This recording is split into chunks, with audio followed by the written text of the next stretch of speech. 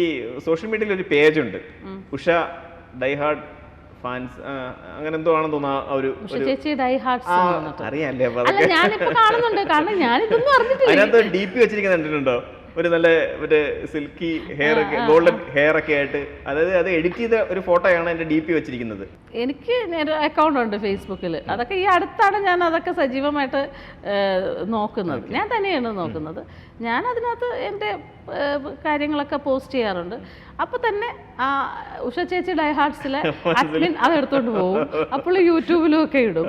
ഞാൻ കാണാറുണ്ട്. കാണുമ്പോ ഇതൊക്കെ ഈ പയ്യൻ ഇത് എവിടെ നിന്ന് കണ്ടുപിടിക്കുന്നു? പയ്യനാണെന്ന് മനസ്സിലായത്? എന്നോട് പിന്നെ രോഹൻ തോമസ് ചെറിയാനെന്ന് പറയുന്ന ഒരു പയ്യനാണ് അഡ്മിൻ ചെയ്യുന്നതെന്ന് തോന്നുന്നു. അപ്പൊ ആ പയ്യനെ എനിക്കറിയില്ല, ആരാണെന്ന് ഞാൻ തിരക്കിയതായിരുന്നു. എൻ്റെ പരിചയക്കാരിങ്ങനെ വന്ന് ഇങ്ങനെ ഒരു പേജ് ഉണ്ട് അറിയാമോ എന്ന് വെച്ചാൽ, ആരാണത് ചെയ്യുന്നത് ഞാൻ കണ്ടു. പിന്നെ പറഞ്ഞു ഇങ്ങനെ ഒരു പയ്യനാണ്, ബാംഗ്ലൂർ എങ്ങാണ്ടുള്ളൊരു പയ്യൻ, ആലപ്പുഴക്കാരനാണെന്ന് തോന്നുന്നു, പക്ഷെ ബാംഗ്ലൂരാണെന്ന് തോന്നുന്നു. എനിക്ക് ഫുൾ ഡീറ്റെയിൽസ് അറിയില്ല. അപ്പോൾ ഈ ഫ്ലവേഴ്സിൽ ഓണത്തിന് നമ്മുടെ സീരിയൽ തുടങ്ങിയ സമയത്ത് ഒരു ഓണപ്പരിപാടി ചെയ്തിരുന്നു. ഓണപ്പരിപാടി ചെയ്തപ്പോൾ അതിനകത്ത് അവരുടെ ഷൂട്ട് കഴിഞ്ഞ ഉടനെ തന്നെ ഞങ്ങളുടെ യാതൊരു കോസ്റ്റ്യൂംസിലും ഞങ്ങളൊരു വീഡിയോ എടുത്തു, ഞങ്ങൾ ആർട്ടിസ്റ്റുകളെല്ലാം കൂടെ. ആ വീഡിയോ ഞാൻ FBയിൽ പോസ്റ്റ് ചെയ്തു. അത് എടുത്ത് പേജിലേക്കിട്ടു. പേജിലിട്ടപ്പോഴത്തേക്ക് എന്നെ ചാനലിൽ നിന്ന് വിളിച്ചു. ചാനലിൽ നിന്ന് വിളിച്ചിട്ട് അവർ ഷൂട്ട് ചെയ്ത സാധനം ഒന്നും അതിനെക്കുറിച്ച് എഡിറ്റിങ് പോലും തുടങ്ങിയിട്ടില്ല. അതിന് മുമ്പ് തന്നെ അത് ഒരു പേജിൽ വന്നത് അതൊന്ന് ഡിലീറ്റ് ചെയ്യണം. ഞാൻ എൻ്റെ പേജ് അക്കൗണ്ടിൽ നിന്ന് അത് അപ്പോഴേ ഡിലീറ്റ് ചെയ്തു.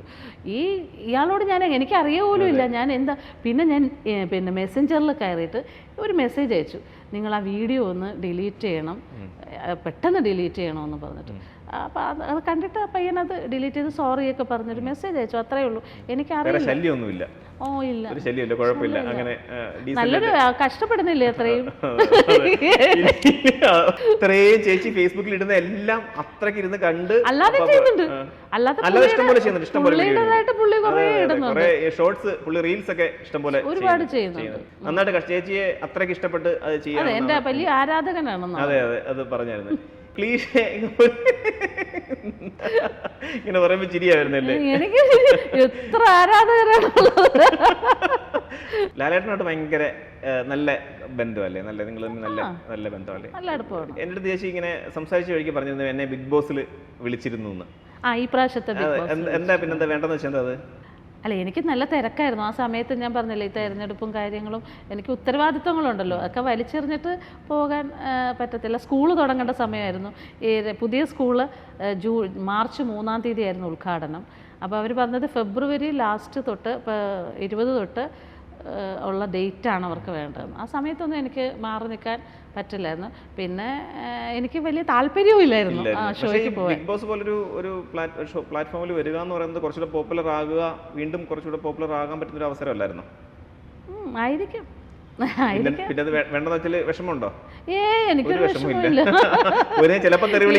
എനിക്ക് ഒന്നിനോടും നഷ്ടപ്പെട്ടതിനെ കുറിച്ച്, അത് നഷ്ടപ്പെട്ടതിനെ കുറിച്ച് എനിക്ക് ഒന്നിനോടും അങ്ങനെ വലിയ വിഷമമൊന്നുമില്ല. കാരണം നമുക്ക് വിധിച്ചത് നമുക്ക് കിട്ടും. നമുക്ക് ഇതേ വിധിച്ചിട്ടുള്ള അതിനെക്കുറിച്ച് ആലോചിച്ച് വിഷമിക്കുന്ന എന്തിനാ?